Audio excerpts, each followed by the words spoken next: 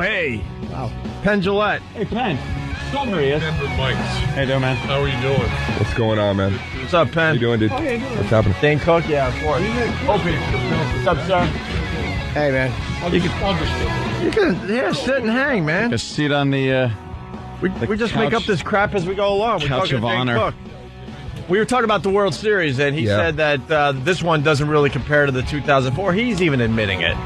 Well, I mean, yeah, of course, 04 was just, you felt like that. We all felt like we were on the field during that game, whether you're watching it there. I was there. I actually went with my pop, and I was telling you guys that. Dane, you were on the field.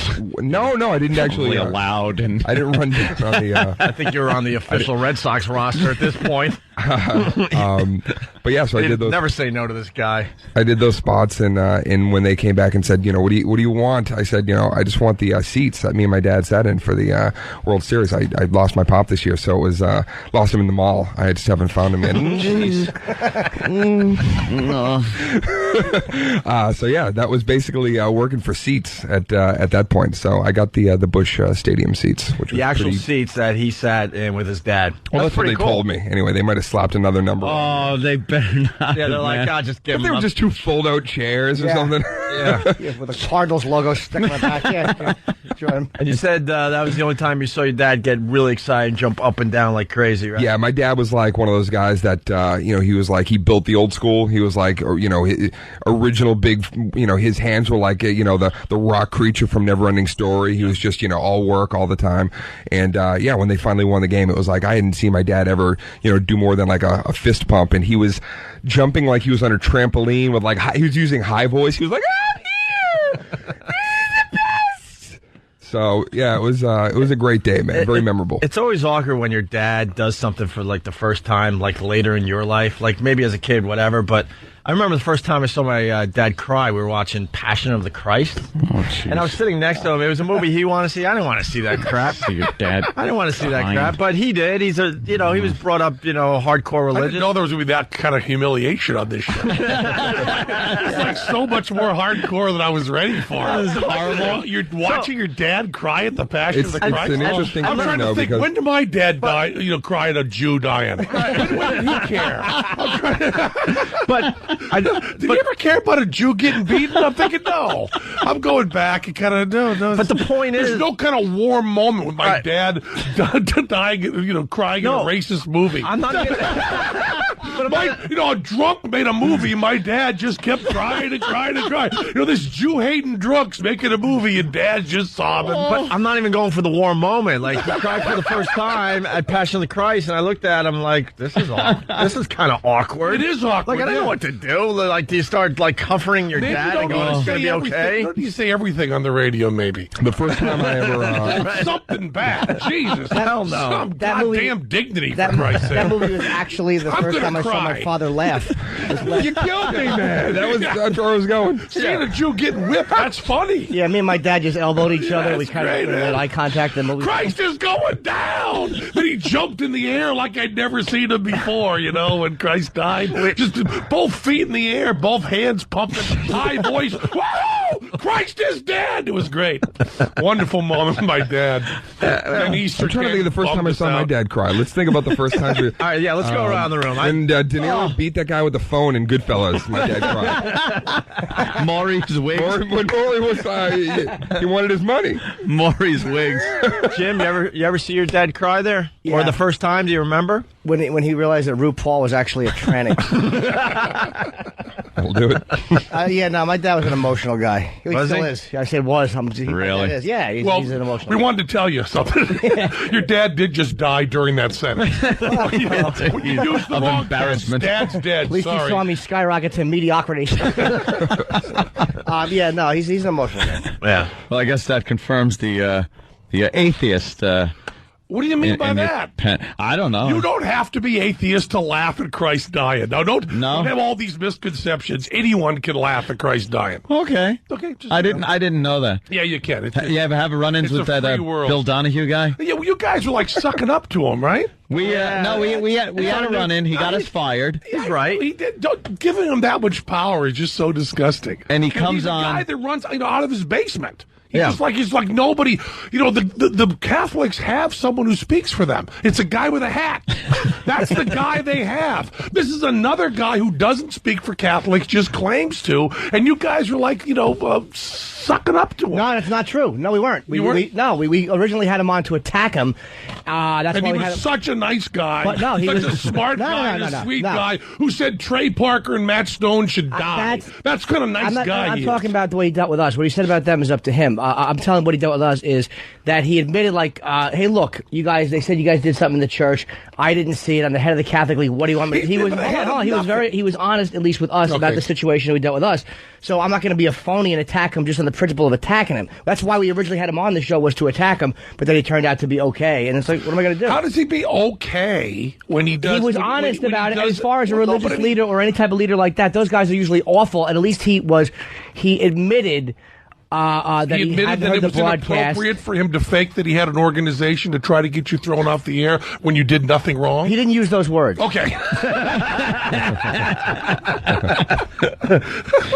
Unfortunately, his fake organization had a lot of power with the big boys upstairs. I think that has gone away. That's the unfortunate part. I think he's kind of gone a little, even a little nutty, even for them now. A lot of the organizations have fake power. They have that, like you said, in a basement with a little letterhead. They send it out, and these corporations get scared because they think there's an organization that's ready to rally thousands of people. That's how I built my whole career. I don't know. It's got to be in the tens of people. In the tens. Dozens of people. I have no idea, but they're so scared of boycotts. Corporations that on the threat of a boycott, they'll just fire people. I think they should wait and see how many people actually show up. And if it's more people than the listeners or viewers, then you have a point. Yeah. But other than that, well, we're trying to get pretty safe saying that. When has it been more people than the listeners in history, the boycott? Never. Yeah, I think by definition, the boycott can be that big. Well, why don't you try to explain that to the guys once again upstairs? That for some reason getting religious again. Yeah, the guys upstairs. The man upstairs. The suits cower to the special interest groups. It amazes us. Yeah, it is amazing. Because Anthony says a lot on the show. Let's play this through and see what a boycott can actually do. To a radio show, especially. Let's. We'll defend Dog the Bounty Hunter. All right. Wow. Anybody with a mullet can drop the N-bomb as often as they want. Have you heard about Dog the Bounty Hunter? Anyone? Just fill me in. What did he say? I just read a headline. He was wow. You really? Have you heard yet? I just read the headline. That's all I read. Oh, did he? Well, I guess his son is going out with a black girl. Black girl, yeah. And he's not happy about that. And there was a little voicemail that he left on his son's machine. Yeah. And I guess the son is not a good son because it seems like it got into the hands of the National Enquirer. It seems the dog loves the N-bomb. That's just loves that's really as bad as talking about your dad dying, crying at the Passion of Christ. A little like that. It is amazing though, like the fact that this guy, he's an ex-convict who's a bounty hunter. It's like, all right, he is what he is, but people actually care that he says it. It's like, I don't care what he said to his son. There's the first defense. Yeah, who cares? Big deal. Let him say it. Did you hear the tape? No. Oh, Jesus. Oh, well, it's a biggie. Just so you know, there's no defense in this voice. Just so people listening should listen to this voice and say, hey, he didn't defend him at all, did he? Just keep that very clear. Well, here's the actual voicemail, I guess, right? Listen to this. You're going to play it? Well, it's heavily beeped. Oh, yeah. Wish we could just play it. You're not allowed to say the N-word on the radio anymore. Are you crazy? I'm not taking a chance on some I don't care if she's a Mexican, a whore, whatever. It's not because she's black. What about the whore? Because we use the word sometimes here. I'm not going to take a chance ever in life of losing everything I've worked for 30 years because some heard us say and turned us into the Enquirer magazine. Our career is over. I'm not taking that chance at all. Yes, you are. Never in life. Never. Oops. Never. If Lisa was dating, we would all say you. And you know that. A little rough to follow with the bleeps, but you get the idea. You could fit it in. Every bleep is the N-bomb. Yeah. So. Well, no, there were some that were... the F, yeah. It was a verb at one point, an adjective. Yeah. It was a verb. It was a verb in, I think, the second instance. He is so done. And how he's saying, like, that'll never happen. I'm never going to let it happen as I'm letting it happen right now. He's making it happen. When don't email it, stupid. Then just say you were hacked into. You got the defense already, don't you? Of course. So you think the girlfriend got a hold of that? Well, either that or the son was pretty outraged that his father was telling him to break up with this girl because they dropped the M-bomb around the house a lot, I guess. Yeah. And, the son, probably in love, was pissed at his father. It's going to be a great Thanksgiving at the dog. Oh, yeah. Great Thanksgiving, yeah. Oh. Well, we How got did you get that invitation? we got the dog explain why he uses the N-word. Here it is. All right. If Lisa brought the black guy home, it's not that they're black. It's none of that. It's that we use the word. We don't mean you scum without a soul. We don't mean that. But America would think we mean that. We're not taking a chance.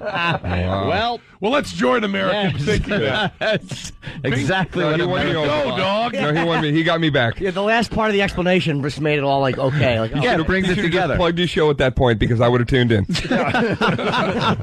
Mean that.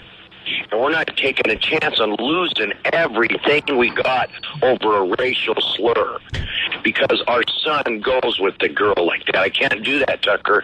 You can't expect Gary, Bonnie, Cecily, all them young kids to, because I'm in love for 7 months. That. So I'll help you get another job, but you cannot work here unless you break up with her and she's out of your life. I can't handle that. Wow, I didn't hear this part. Oh, yeah. That's that's the son then going, All right, now- all right. Yeah, now it's Here you obvious go, what happened. Pops. Yeah, all right. Well, Done. Look what I do now. Wow. And then finally, dog says his son can't work for him unless he leaves the girl. Teresa told that girl never to come by her house again because I told Dwayne the same thing. And I'm going to have your wife hanging around with that girl. You're not working for Dog the Bounty Hunter. Dwayne called this morning and Teresa and said we are not hanging around with that girl.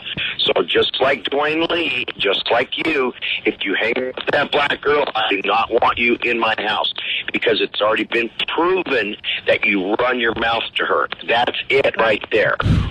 So you just let me know. I got to go. What you're going to later. Bye. Yeah. Talk to you later, all right? That's a wonderful father right there. Huh? Yeah, ouch. wow, I don't know who's worse, the father or the son for selling the. I imagine Dog the Bounty Hunter doesn't cry when he watches Passion of the Christ. I imagine he does. That sounds like a guy who does. There's probably a few movies he does cry at, though. Yeah, Roots because it got better. He hates the next generation. That's all communist propaganda. There's probably a few he actually sheds a tear over. So what do you think of that, huh? He's done. A&E suspended the production of the show. Oh, did they? Yeah. They put out a statement saying they will investigate. Right after we asked for the hypothetical situation, we have it. More people will boycott that than watched it.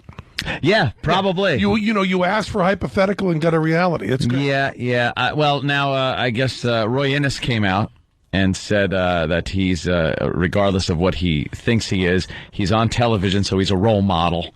And I don't know what kind of role model he was before this clip came out. I didn't see much there except for a big blonde mullet and a huge obese wife. But he was a role model, so Roy Innes said he should be taken off the air. Roy Innes is fairly conservative, from core. But they're not typically like sharped in or screaming for anything racial to be taken off the air. He's already scrambling to apologize. His apology was ridiculous. He's trying to find a bunch of black friends to start hanging out with. Yeah. He's got Byron Allen fighting for him. He's eating dinner at Roscoe's Chicken and Waffles tonight. Hey, Stephen S. from Bayshore, he writes, Dog the Noose Knotter instead of Dog the Bounty Hunter. Hey, where's the apology? I don't know. We haven't. Waddle doodle. Apologize. I like the way he referred to himself as in the third person with his nickname in there, too. Yeah. He plugged the name of the show. Yeah. In a statement, the 54-year-old Chapman said he has the utmost respect and aloha for black people who have suffered so much due to racial discrimination and acts of hatred. I did not mean to add yet another slap in the face of an entire race of people who have brought so many gifts to the world, he said. I am ashamed of myself, and I pledge to do whatever I can to repair this damage I have caused. Chapman said, my sincerest heartfelt apologies go out to every person I have offended for my regrettable use of very inappropriate language. I'm deeply disappointed in myself for speaking out of anger to my son and using such hateful terms. And here it is. In a private phone conversation. Apology down the crapper. Oh, I'm sorry. well, not as sincere when you say, hey, no one was supposed to hear this, Norton. Sorry, I made the tattletale. Yeah. That pretty much blew the entire apology that someone wrote for him. Like an entire publicist statement, then he's like, I just added something at the end. Yeah, don't worry about it. Pulling their hair out. Perfect. I just added a line. Don't worry about it. It's going to be good, though. I added one line. I'm terribly sorry. I think it's really going to help me out. Oh. Yeah, this one's going to get me out of the jam up. I'm sorry I've offended a whole race of people, and then he penciled in, even though we told him not to date one. How many times have we been handed stuff like that? We're like, we would never say this in this way. A statement. A statement? In a private phone conversation. And then Chapman said the clip was taken out of context. What context? He's got a son. He doesn't want going out with a black chick because they drop the N-bomb all the time, and he didn't want the Inquirer getting a hold of it. So she did, and the Inquirer got a hold of it. There is context. There's pure context. Yeah. It's all context. It's all context. Yeah. Well, we adjusted the theme song for Dog the Bounty Hunter. It's quick. Here we go.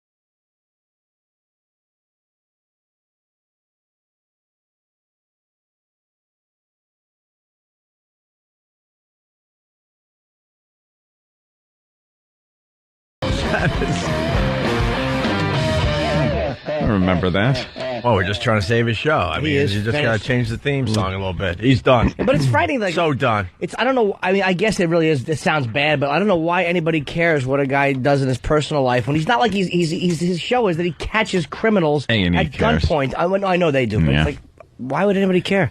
Yeah. A&E cares because they're representing the net. He's representing the network. A lot of people are saying he's a bounty hunter in Hawaii, which is like, give him one day in the Brooklyn and or the Bronx, and he'd be dead. Oh, is that where the show is? Yeah. Oh, It's based in Hawaii. I didn't know that either. He also said, I was disappointed in the choice of a friend, not due to her race, but her character, he said.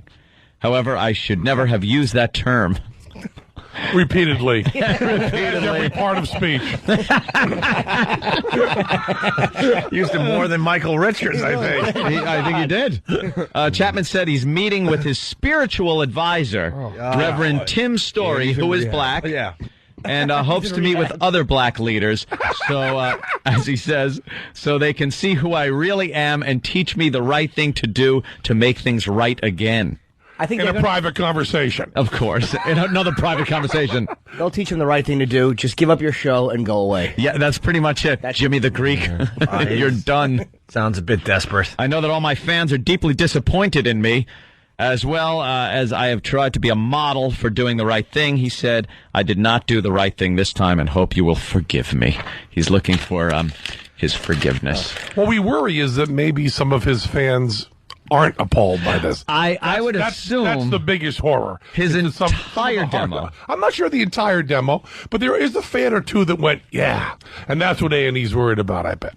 Yeah, no, I'm sticking with the entire demo. I'm going to really go with that No one. mitigation whatsoever. Right, not a one. All right, we got to take another break here. So, staying? Yeah. Going? Yep. Dane's Oh, good. Awesome. Dane Cook's staying. We got Penn, Jillette. Where's Teller?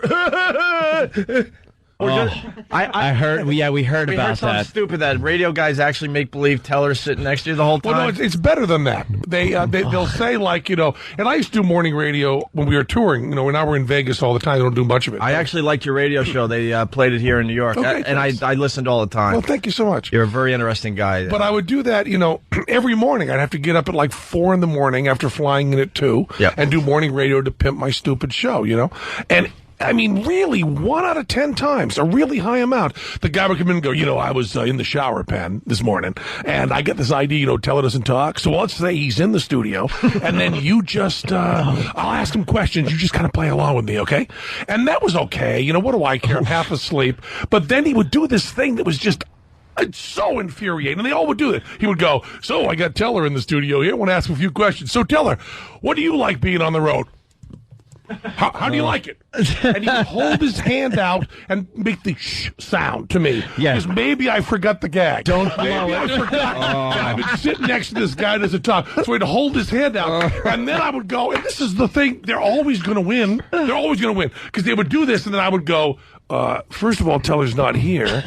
And why are you holding your hand out to be quiet? What kind of bit this is? And then I would feel like, I've kind of won this round. Then they'd go, ho, busted me too. What a debunker. Then you kind of go, okay, I'm still dirty. You can't win. But they would do it over and That's over really again. funny. It would be all the time. I get a great idea in the shower. Let's have Teller not talk. So you can do that if you want, but be careful because I might forget that he hasn't talked for 33 years. Hey, I got to get this in. Yeah, please start.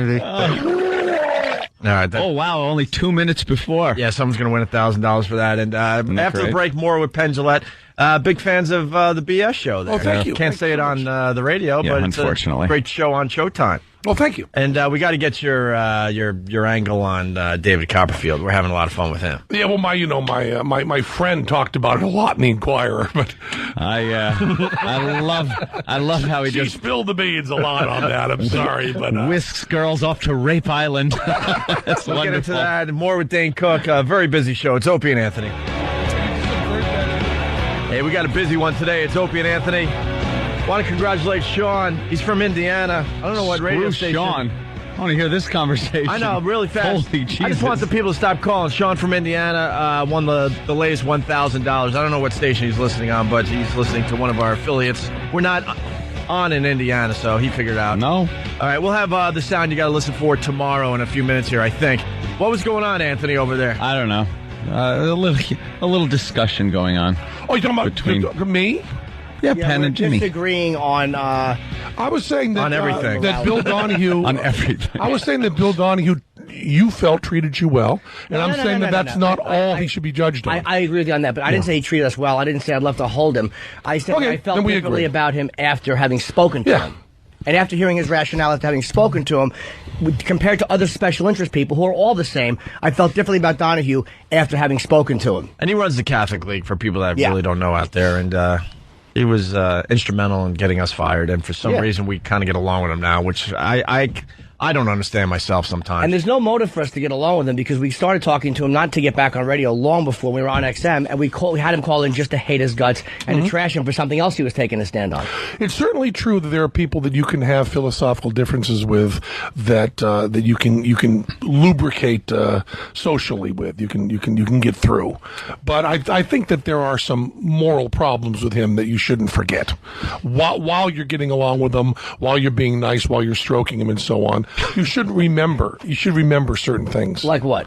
I think that the things he said about Trey Parker, Matt Stone, Bill Maher, I think those are things that... Well, Bill, look what Bill Maher said. I mean, what's the problem with him saying that? Bill Maher was saying things about our soldiers, which is fine. I got no problem with Bill Maher saying that. So what's the problem if he says No, stupid but things? you're very. It's very important that you point out the differences you have with Bill Maher, and it's important you point out the differences you have with Bill Donahue. And I As a matter like- of fact, anybody which we named have, Bill- by the way. Yeah. We have pointed out the differences. Yeah, that's all I'm saying. That was my entire point. And then he makes us We laugh. should also 'cause make that clear. He goes, "What do I know? I just drink a lot at an Irish bar." And then you have to laugh at that, and you're like, you forget that you don't like the guy. Yeah, but you're saying that we didn't point that out, which is how the relationship with him started. We certainly did point that out. We did Oh, talk good. about it. Then I'm wrong. Okay. No. Somehow No, I don't think so. I was just going from what you said right here. I didn't hear the whole other conversation. Yeah, we've had many Yeah, conversations. no, that's good. As long as you're still pointing that out, and not turning around entirely, I have no problem with it. There's no problem with him being a nice guy. We had him on our show, and he was. I was not there during the shoot, but the crew didn't say. He threw things at them and treated them terribly. I imagine I'd get along with him fine. We do have moral differences. He points them out, and so will I. Yeah, that's all. I think also you two were discussing the you can't really determine somebody just by how they treat you. Well, that becomes more and more important when you have the power of the microphone. People will treat you better because they know you might be on the radio tomorrow too. Yeah, but they'll also treat you worse if they know they're being heard. I mean, it's Sure. I judge people basically on how they treat me and how I deal with them, because that's what my experience is with them. I mean, and then you raise the point of, well, Manson didn't do anything to you, and it's like, oh, of course. I mean, I only said Manson because I didn't want to go to Hitler yet. Well, can I? That was the only reason. I thought maybe I could wait 3 minutes to go to Hitler. Can I bring up a great point as far as Jimmy? He how people treat him. He was a huge Yankee fan, and Dirk Jeter blew him off for a picture. He absolutely despises the Yankees now. Well, the guys and using your philosophy, Dirk Jeter has done a lot of charity, and you got to look at his body of work, and he seems like a pretty good guy in general. But because Jimmy got blown off for a picture, now he absolutely hates the Yankees. 39 years old, and I'm reacting like a baby. I was very upset, but I did acknowledge the guy does a tremendous amount of charity work. He's the best shortstop the Yankees. But I understand all that. But to me, he was a dick, so I hate his guts. I think this show is becoming much too well-rounded. I don't think you can really get anybody listening when you kind of go, well, I see both sides of everything. He's not a bad guy. No, I'm amazed. I'm amazed to this day that Jimmy hates the Yankees just because Derek Jeter blew him off for a picture. And the rest of the guys I met, I didn't like either, though. None of them were really cool that night. I mean, none of them were. You know who was? Giambi. He was the only one that you could tease. Guidry was kind of a douche. They were all aloof and kind of douche. Yeah, you're making a very big mistake here. You're making eye contact with me while talking sports, which means that I kind of get a nod and act like I know things guys know. I'm terrible about that. I mean, anything kind of. But you must have played basketball back. I never watched a sporting event. Why? What's? I just never gotten around to it. I know they're wonderful and people love them. It's just it never happened. You never got into sports at all? Never. Isn't that horrible? That's terrible. So when he's looking at me like I'm supposed to recognize the names of people on baseball teams, I just feel like I'm lying to him. So you don't even know who Derek Jeter is? Well, I do. I do know that he's a famous person that plays sport. Do I get any credit for that at all? And I've got it from context that it's baseball and Yankees. I've gotten all that. So while you were growing up, everyone else was like playing sports and looking at sporting events on TV. What were you doing? It's horrible stuff. Reading. Stuff like that. I was reading up on Harry Houdini. I was the biggest outcast possible in that way. I mean, you wouldn't have. You might have liked me even less then. Were you? I don't dislike you now, but I read and played sports. I didn't just watch sports all day and then loop it. No, I wasn't saying anything bad about it. I was very careful. Words on the page. I was very careful to not say anything about sports-loving people. I'm saying, it's like you can do both. You can do both. Yes, I'm sure. But I'm not saying I'm the most well-read gentleman, but I mean, I don't think I watched baseball and had Down syndrome. No, I didn't say that. I was nothing. I was saying it was total inadequacy on my part. I know that Richard Feynman played third base for a very famous team. I don't know who that is. Okay, me neither. No, I have no clue. All right. Okay. It's Penn, Jillette, of course, from his show on Showtime. I was more into my microscopes and telescopes as a kid than sports. I didn't play sports. Did you watch sports? No. You didn't have a team growing up? Like I had No. Pick on him. Like my father took me to a Jet game or something like that. But it was at Shea Stadium. Let me date myself. My brother had a Farrah Fawcett poster I stared at for about 3 years. Yeah. So I tapped out from 14, 15, and 16. Yeah. Like sports took a backseat to everything. It was girls. It was just anything. And then smoking pot. Once I started smoking a little bit of pot in my adolescence, thank you, Joe, my brother, had to hide. I was into model rocketry and everything, and he had to hide his pot in my model rockets.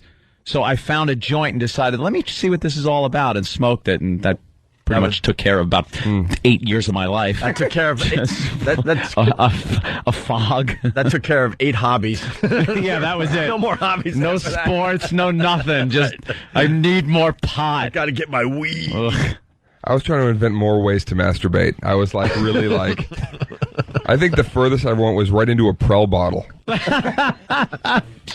Jeez, that'll sting you.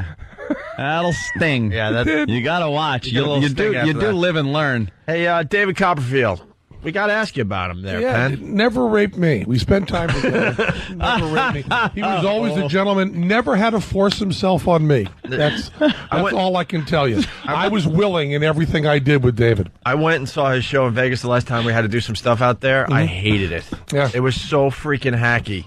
I'm like, is this guy going to update his stuff or what?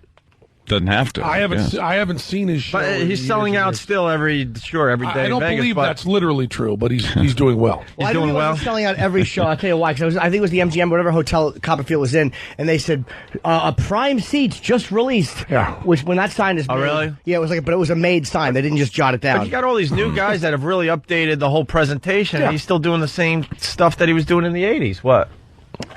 Oh, Dane's got to leave for I'm a going to while? split for a few. All right, Dane Cook is doing some phoners for other radio shows or something, and Bob Kelly's here. Wow, this is a crazy busy day. guy. Okay, All right, Bob won't Of come in. course, Bob's here. Dane will be joining Why the show did in they a hold little up a bit. note instead of Dade saying, I'm going to leave now? Well, because he didn't know he had to leave. Oh, okay, He didn't okay. want to be rude. Yeah, because then it looks like he's not approving of what we're talking about and just leaving. Probably isn't. Because that has happened in the past, too, with some of our guests. No, he's just leaving to do other things. He's that Good, though. busy. Now I can turn around without that having my back to Dane. Yeah, you were in an awkward position. Yeah, it was weird. I'm kind of in between. The studio's not set up for more than one guest. I don't know.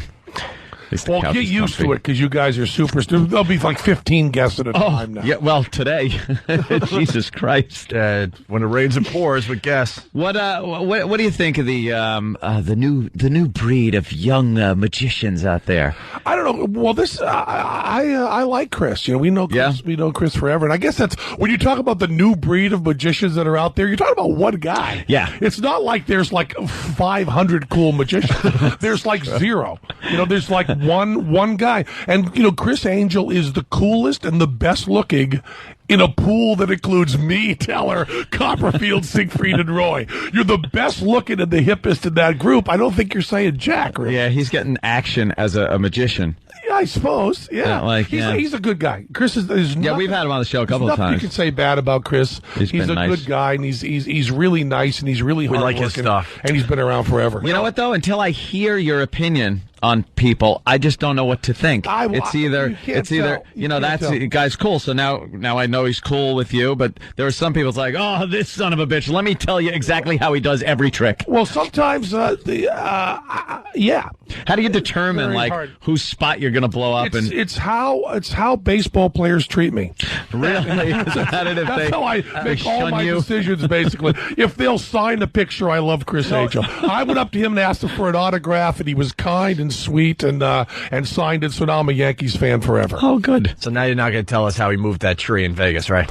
Oh, he moved a tree in Vegas? Yeah. I haven't watched all the programs I should have. Yeah, he. Would you say he's Look like the a real tree. Would you say he's the most creative guy? Like, because you guys have a whole you guys look at each other probably the way comedians look at each other. Is there who do you think is the most creative guy in the field right now? You know, there really hasn't been. David Blaine's first special, Street Magic, changed the entire way magic was done because he pointed the camera at the people watching it, and no one had thought of that before. And it was absolutely brilliant. So his magic, you know, and it's so hard to say this stuff without sounding snotty. I'm just trying to tell you the truth.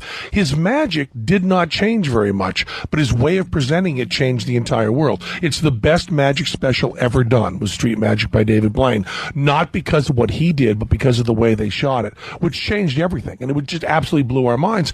And then Chris has kind of taken that point of view of how to do that stuff and just done it a lot more. He's just much more prolific than David Blaine. And I think perhaps a little easier going, so he can get more done. So that whole style of having the magic not matter whether you're using camera tricks, not matter what how you're doing it, but just matter how excited the people are is a huge change, and one that we've never done. We've never really moved into that. His publicity stunts suck, though, man. Come on, Chris or David? David Blaine. Well, yeah, of course. I said, and I don't understand that. I was very clear. One special he did great. But every year, this city here, in New York, obviously, lets him do another dumb thing that is like, who gives a crap? Yeah. He started doing this thing, which I'm making this up. I don't know that it's true, but he started announcing stunts that he doesn't do. And then I guess he's hoping that we'll think that he did it. Like he announced he was going to jump out of an airplane at a higher height than ever. He announced he was going to hold his breath longer than ever. Didn't do either of those things. And the last thing, you can find this on the web if you look, he announced he was going to live alone with wild animals. I read that one. And I love the fact that he stressed it was alone and then never really talked about how we were going to know about it. Because I think that's like the hippest kind of performance art, as absolutely cool as possible. If David Blaine just went without anybody seeing it or taping it or anything and went and lived with wild animals, because that worked so well for Roy. It's kind of brilliant, though. Yeah, it really is cool. If he does it that way, it's real him. Yeah. I think we got to start doing that. Just start talking about the things we're going to do on our radio show. Yeah, and he's done that. There's a few others I can't think of. That's pretty funny. That was really cool. He just kind of announces it, and then, people go, you couldn't possibly do that. I guess he goes home and goes, oh, yeah, I guess if I fall off an airplane, I'll break myself. Do you ever see anything, a trick or illusion that you don't know how it's done? Yeah, that happens once in a while. Yeah? Does it just piss you off and go, does it bug you? Do you sit there toiling? Not at all. What's most interesting was my wife was watching Chris Angel's show, and I was walking through, and I hadn't seen any of the trick, and I had no idea what the setup was or anything. And my wife's watching, she's like, she's going, this is amazing. And I turned, and I saw the screen for, I think, 5 seconds, and I went, twins, and then walked up into my office. And I heard my wife going, it's just twins. It's just twins. You just wreck it. And she was kind of bummed. That was the last time she watched me. But that stuff pisses me off, because when you find out how the trick's done, and you're like, it was that simple? Well, that's why you're racking your brain. Well, the thing is that many of the tricks aren't that simple. There's very few you can walk through and say, 45-degree angle mirror. But when you can, it's really funny. And really I like about magic is trying to figure out how it's done. I'm a big fan of that. And Fast Eddie's a magician friend of mine. He does close up, right? He does a lot of really his hands are just amazing with the stuff he can do. Magic is a goofy field because the really cool stuff all happens in close up. It's amazing what some of these guys could do close up. Like, how did you turn the dollar bill into 100 right in front of my eyes? But I blow up everyone's spot because I need to know how it's done, and people get mad. Why would you do that? It's like, because that's what is interesting to me, is to try to figure out how this is actually done. That is the huge that is the huge difference that we have in magic that other people don't. Copperfield and Henning started at Doug Henning, was this put away your disbelief, put away your skepticism, just come on a magic journey with me. If you're doing that, then it's just special effects. The idea of magic is not willing the willing suspension of disbelief. It's the unwilling suspension. And so we love people that come to our show with a chip on their shoulder. We want them to know it's a trick. You know, the people that walk the line and go, maybe it's a trick, maybe it's not, what do we know? Who? I just find that stuff to be intellectually uninteresting because we know you're lying. You know it right away. How stupid do you think we are? So the idea that Teller had really, 30 years ago about magic was the idea you could say to the audience, we're doing tricks, we know we're doing tricks, let's do tricks, and we give some of them away and some of them we don't. Well, the ones you give away, it's interesting because a lot of times, like Opie said, a trick is given away and you just kind of go, yeah, like that. But you guys do it in a way where it's really fun. One of the best ones I've seen was when you guys did I guess Teller was in a little little tube spot, and his hand is coming up at one in his head. It's called Lift Off to Love that we did for a long time. And that was really tough because we had to invent the trick and then show how it was done.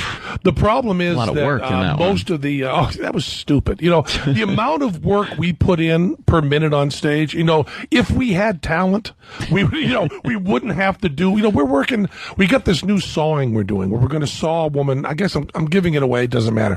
We're going to saw a woman in half and show exactly how it's done and where she's hidden in the exact compartment and everything, and then saw that part in half. And so it means, and then it's going to get really bloody and gory and awful. So it's just like you bring the saw down to here. This is how it's done. She's hiding right here. See, here's her body. Here's where the mirrors are. Here's where the whole thing is. And all the way through and blood everywhere.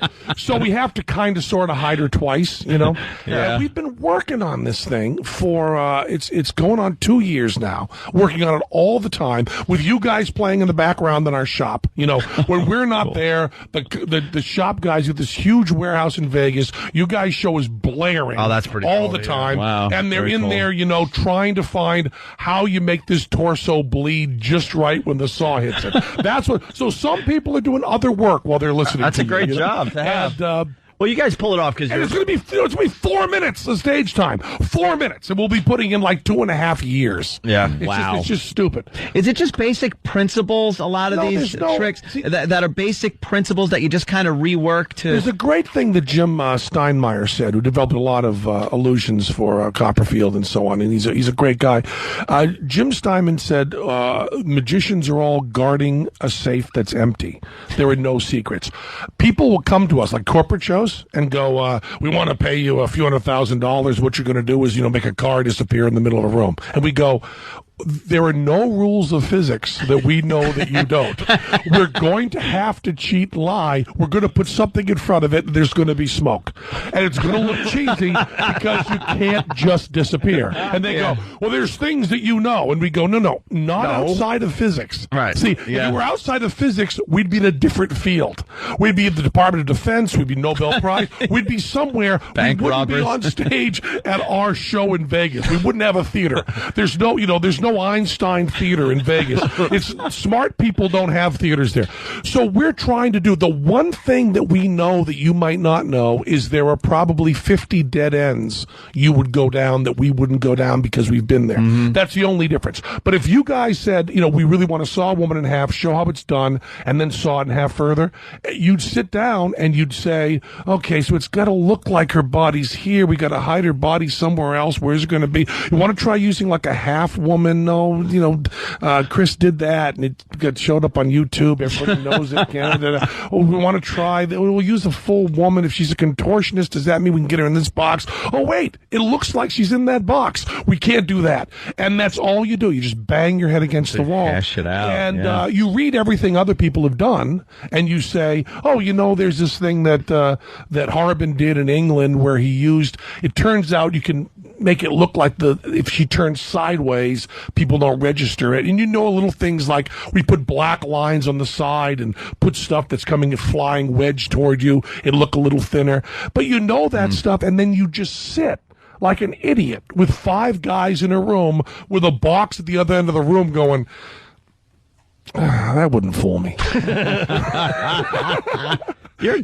And there's a lot of magicians who do this thing where they go, that wouldn't fool me, but it'll fool the idiots that come to our show. And those are the guys that have sucky shows. I think you're downplaying a little bit. The comedy that's involved in your shows really cuts through and really makes it very entertaining. Yeah, well, thank you. I don't think there's a lot of guys that could do your angle as far as this goes and pull it off because you got to have a sense of humor as you're showing people how this stuff is and done also, and if you're going to give away 5 tricks during the night, you've got to have another 5 that will fool them for the rest of their lives. Right. If you're going to give stuff away that they already figure out, it's going to appear to be a little bit that's a nice twist too, because then you blow their minds with something like, whoa. Yeah, we end our show with a trick. Sure. I think that the bullet catch that people. Yeah, that is amazing. Your guy is giving us Boston. Your guy's giving us the look. Is he? So he's holding up a piece of paper. He's giving the look like. I just got to ask you one thing. Did you see The Prestige, the movie? I didn't see it. You Isn't didn't that see that awful? one? Because I saw the other other one. The Oh, The Illusionist. I didn't like it at all. That one sucked. I liked the Prestige, though. Really? That was pretty good. Tell her read the book, and I remember when it was Hugh Jackman in there, right? Yeah. And he came. I remember telling him from the bottom of my heart that I was going to run and see it because he came to see our show. And we talked, and I talked about how excited I was about the movie. And there's great little twists didn't in even there. Bother crossing the street to see it because I'm a liar. And out of my basement, I run a league that you should be listening to.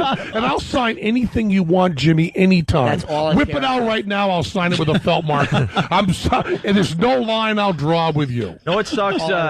You got to go, and we really want to talk about the 5th season of BS. But that's already been on. It's the Showtime. 6th season we're working on. Isn't that cool? Oh, okay. Wow. Okay, you're up to 6. I'm 6 sorry. seasons of that? Wow. How did that happen? Really? Talk about... You know, you're my. I don't know if this is a compliment, but you're my go-to show when there's like nothing on TV. I go to Showtime and I thanks so I go much. on When there's demand. nothing on. No, I don't mean it like that though. I But believe that there's no greater compliment than But saying I had nothing better also, to like do. this- In the whole world, I had nothing better to do. I called you. It's a terrific compliment. I'm going to twist it that way. I'm going to be fine with it that way. Showtime on demand. I'm serious. I'm working on liking I'm you like, what guys am I gonna- because my crew will disown me. Yeah. When they listen to this, if I have said one thing that pisses you off in any way, the crew is going to walk. And this is a case of a boycott that really matters. Saw your own stupid whore in half.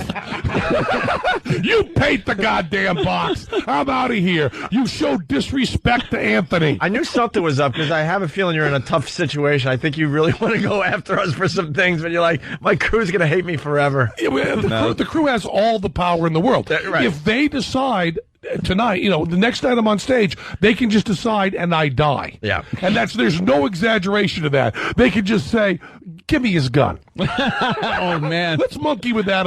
Oops, sorry. I have a feeling they might have a voicemail or two from you that they're ready to release. I saw you do that in Boston, the bullet catch, and I was obviously amazed. There's no way anyone's just sitting there, the layman, if you will, can just sit there and watch that and go, it's anything different than him being shot in the face. Yeah, we worked really hard on that and got a lot of help from. It was one of the rare tricks that somebody came to us and gave us stuff that was too smart that we couldn't do. And it's indeed dangerous. Yeah. Well, it is the most dangerous trick in show business because 13 people have died on stage doing it. The way they usually say in magic books is they usually say like 12 magicians and 3 carnies. They put them in different categories. But my favorite one who died doing this, and this is important, is one guy came out on stage to start his show. The end of his show. It was a 19th century Wild West magician. Came out, called Willard the Wizard, I believe. Came out on stage to do his medicine show, and he ended with the bullet catch. And he knew that and did the advance press, and came out and started his show, and a guy in the audience stood up and said, catch this, and shot him in the face. Whoa. So I was walking through LAX, and I'd forgotten for a moment I was walking through LAX. I thought I was just walking because I'm in my own little world. Yeah. And a bunch of youths, as you'd call, were over to one side and they went, yo, Pat, you can catch bullets? And I turned around and went, trick! It's a trick! It's a trick! It's just a trick! And then realized I was in LAX and went, yeah, sure. Anytime you want. Because that is the fear. That we don't want that blurred line. No, not with try to that, tell Chris especially, Angel that. Don't tell people you can really do this stuff, Chris, because somebody might believe you. Most people, out of the 300 million people on the planet, in the United States, 300 million aren't going to believe you. They're just going to think, oh, here's a guy who wanted to be in a hair metal band that learned a card trick. That's all they're going to think, who wears a cross around his neck big enough to actually use to kill a Jew. He carries 3 nails in his pocket. He's ready. If Christ comes back, Chris is ready. Go to him. Somebody might not think you're just that guy. They might actually think you have powers and go, hey, Chris, let me try putting you in a wood chipper, Yeah. So with the gun thing, very clear, because I'm very aware of your demographic. Sure. I do tricks. I cannot catch bullets. If you shoot me, you will go to jail. Has that been clear enough? That's pretty But clear. I gotta go. Are they really getting crazy? Yeah, where are you going next? I'm going on this morning television show. Michael and Mike and Juliet. Yeah. Yuck. Is it bad? I've never seen it. It's a Regis ripoff. Oh, is it? Yeah. All right. We're gonna do a thing on there. Just so you know, I'm gonna force the 3 of clubs, and then it's gonna be on Teller's eyes. We got these scleral shells that go over his eyes and obliterate him. One says 3, one says clubs. We're gonna put our pajamas on, pretend we're asleep. For those of you who really care about magic, so you have real fans, it'll be a top slip force. Nate, who listens to the show all the time, will load the 3 of clubs on top of the deck. I'll turn to the meat puppet. I'll riffle down the deck. I'll riffle down the deck, and I'll say stop. They'll say stop wherever they want. I'll break the cards very honestly, very openly, but I'll actually slip the top card off with my middle finger. It'll go on the top. Meat puppet will show it to the thing. Teller will have his eyes closed the whole time. He'll turn, open his eyes, they'll go, because we've actually changed his iris into the 3 of clubs as opposed to little pieces of plastics that were written. This is where ophthalmology and magic meet on the Michelle and Robert show. Coming up soon. But don't stop listening to this one. What time is that? No, I think I'm on now. Yeah, you better I think Teller's like really screwed. You better go. All right. Tell that me would be some force trick. his own damn card. He leaves through that door, and he's instantly on the TV show. Hey, Penn, we've just touched the surface with you. You got to come back and see us again, all right? Yeah. It's Penn Jillette. Absolutely. Don't forget to check out BS on Showtime. Thank you so much. Penn, you're great, man. Thank you, man. You want to come back anytime? Yeah, we definitely got more to talk about. He's that's leaving. for sure. It's Opie and Anthony. We're gonna take a break. Dane Cook coming back. Too. Coming back in studio. Bob Kelly's here. It's a very busy show. Opie and Anthony. Ooh. Man, that Penn Jillette, what an ass. Don't say that. No, I like Penn Jillette. I ran out. I got a picture with him. I said, please come back. And he just gave away the magic trick he's doing on TV in a little while. That was pretty damn funny.